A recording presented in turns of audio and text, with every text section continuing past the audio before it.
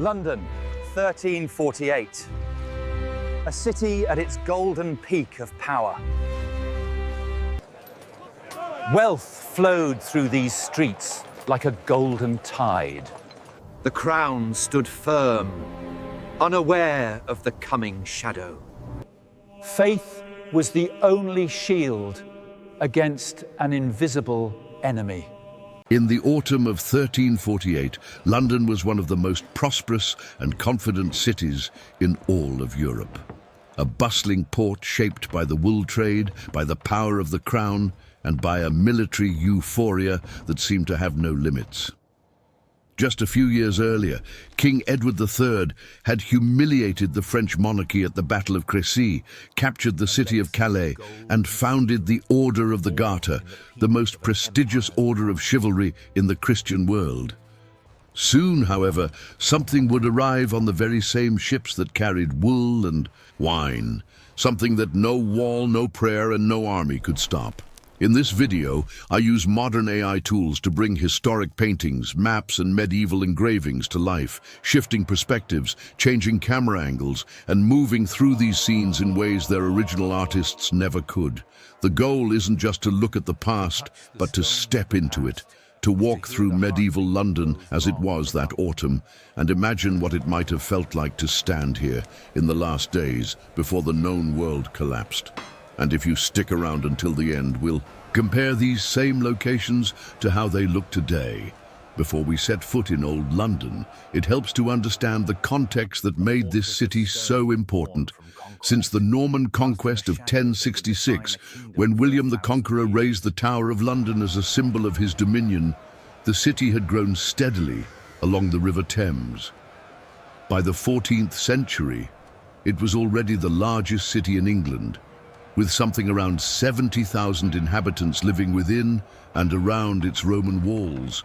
The English wool trade fed the looms of Flanders and northern Italy, and the profits from that industry financed wars, cathedrals, and the crown itself. Edward III understood, like few before him, the value of this trade, and he made London the heart of a kingdom on the rise.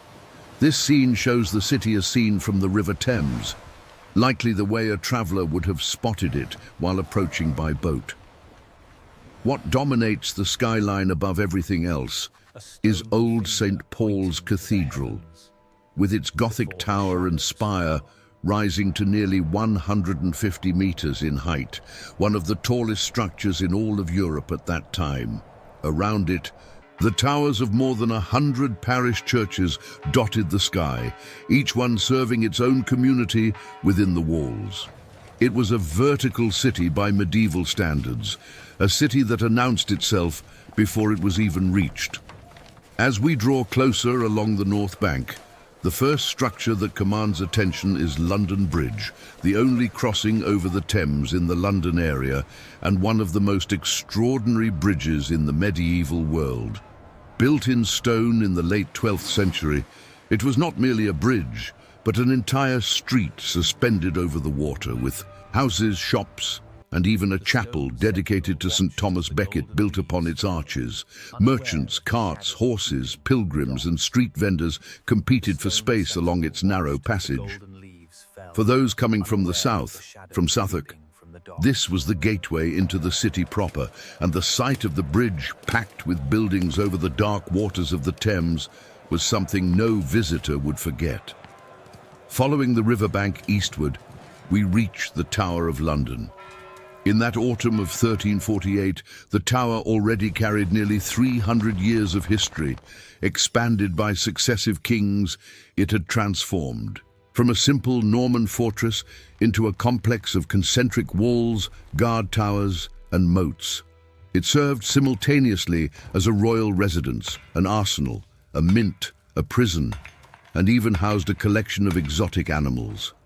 Under Edward III, the tower held noble prisoners captured in the war against France and Scotland, including King David II of Scotland himself, defeated at the Battle of Neville's Cross.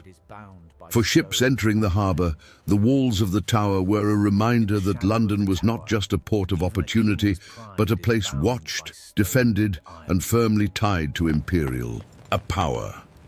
Turning back into the interior of the city, we pass through the narrow, winding streets that opened from the gates in the walls.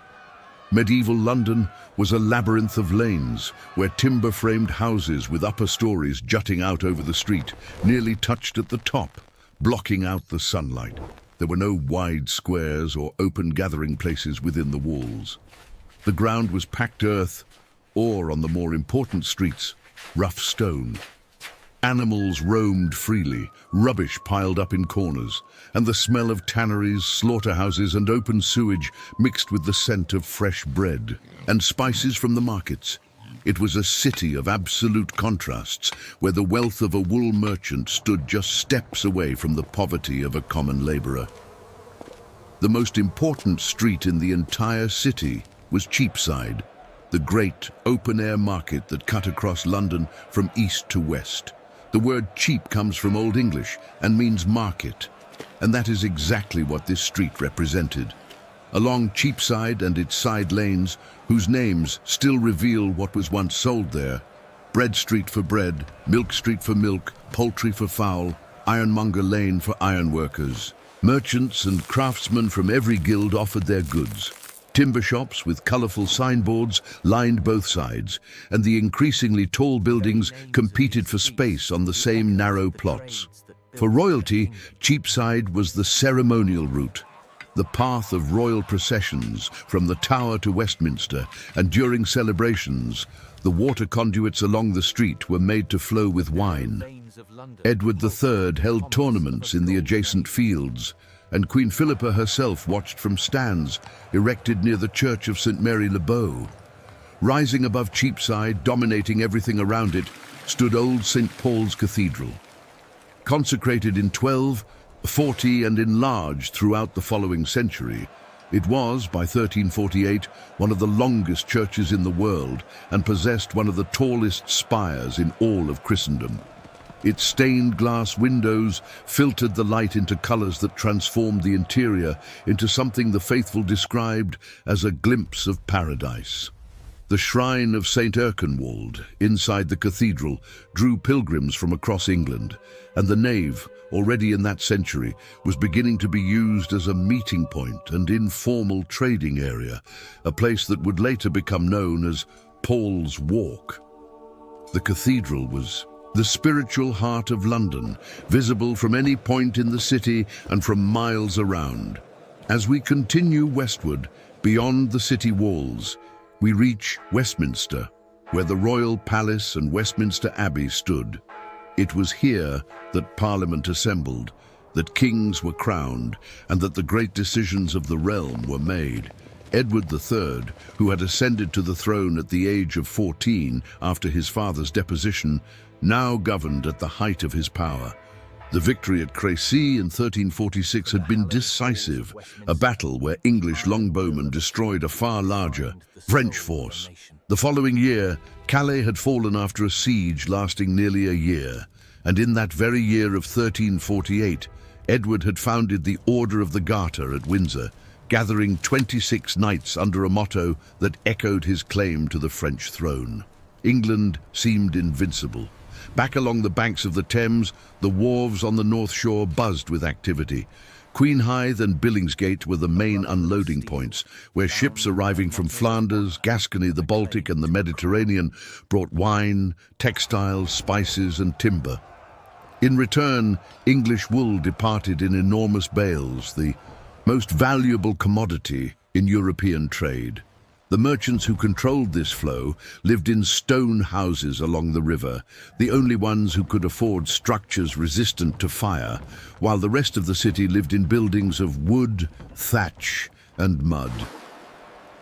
Imagine standing at the edge of the wharf that October, watching the masts of ships swaying gently in the harbour, hearing the sound of ropes and cargo being unloaded, not knowing that in some of those vessels, in the dark holds where rats fed on stored grain, something invisible had already begun its journey. Because while London celebrated and traded, the plague was already advancing across the continent. It had reached Sicily in late 1347, carried by Genoese ships fleeing from Kaffa in Crimea. From there, it spread to Genoa, Venice, Florence, and then to France. The Archbishop of York had issued a warning in July of 1348 about great mortalities and pestilences in southern Europe. Edward III's own daughter, Princess Joan, had died of plague in Bordeaux that summer while travelling to her wedding in Spain. But for most Londoners, these were distant rumours, stories from faraway lands that seemed to have nothing to do with the prosperous and bustling life within the walls. No one knew that the disease had reached the port of Weymouth around June, that it was already devastating Bristol, and that it was advancing eastward with a speed that no quarantine could contain. Southwark, on the south bank of the Thames, just across London Bridge, was London's busiest suburb.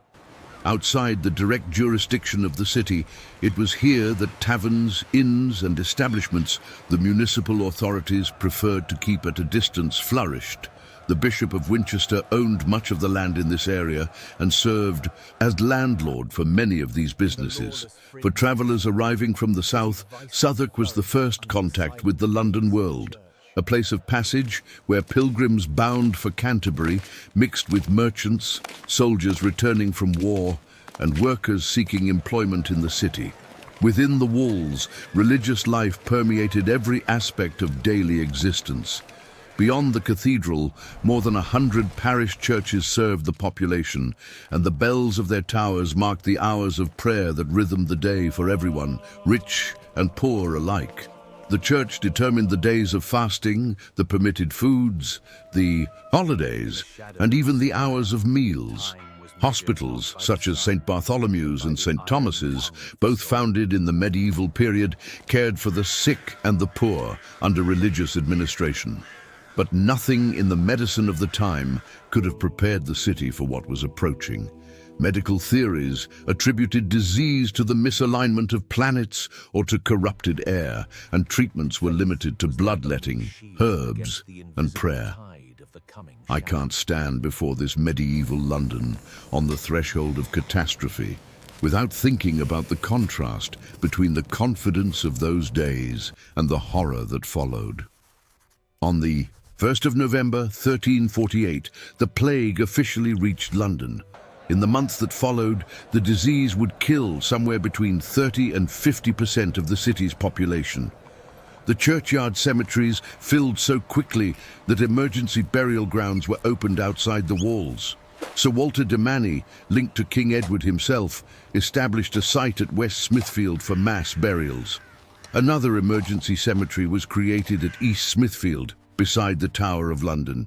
Even amid the chaos, the burials were organized and methodical, with bodies laid in careful rows, sometimes 5 layers deep. The fields were left without workers. Prices soared, and an entire society found itself facing something that many believed to be the end of times. Now, I want to bring you into the present and show how these places look today. Thanks for being here, and if you have thoughts or requests for future cities, share them in the comments. Let's get into it. The Tower of London still stands, practically on the same spot where William the Conqueror raised it nearly 1,000 years ago. Today it houses the British Crown jewels and welcomes more than 3 million visitors a year, and the famous ravens still patrol its grounds, guarding the legend that the kingdom will fall if they ever leave. The medieval London Bridge, with its houses, shops and chapel built upon its arches, was demolished in the 19th century. The current bridge, opened in 1973, is a modern structure of concrete and steel that bears little resemblance to the extraordinary crossing that existed in 1348. But the street names around it still carry the memory of what once stood there. Old St. Paul's Cathedral was completely destroyed by the Great Fire of London in 1666. On the same site, Christopher Wren raised the Baroque cathedral we know today, with its iconic dome that dominated the city skyline for more than 250 years. The Gothic spire that was once among the tallest in Europe vanished forever, but the spot atop Ludgate Hill remains the spiritual heart of London. Cheapside still exists as a commercial street in the heart of the City of London. though the timber shops and medieval markets have given way to modern offices and shopping centres. But the names of the side lanes, Bread Street, Milk Street, Poultry, Ironmonger Lane, remain silent echoes of the guilds and trades that once defined every metre of that street. The site of the emergency cemetery at West Smithfield, where thousands of plague victims were buried, is today Charterhouse Square, a quiet plaza in the north of the city. Excavations carried out during the construction of the Crossrail line in 2013 confirmed the presence of remains of Black Death victims, bringing the 14th century back to the surface of a London that had long forgotten what lay beneath its feet. Westminster remains the centre of British political power, with Parliament meeting on the same site. For centuries, Westminster Abbey, where Edward III was crowned, still serves as the location for royal coronations, the most recent having taken place in 2023. And the Order of the Garter, founded by Edward in 1348, remains active, with an annual ceremony held at St. George's Chapel in Windsor Castle, where knights in blue velvet mantles process in procession, keeping alive a tradition that has spanned nearly 700 years. I do really appreciate you watching. Your ideas, input, and constructive feedback really do shape what comes next. Feel free to leave a comment below. Until next time.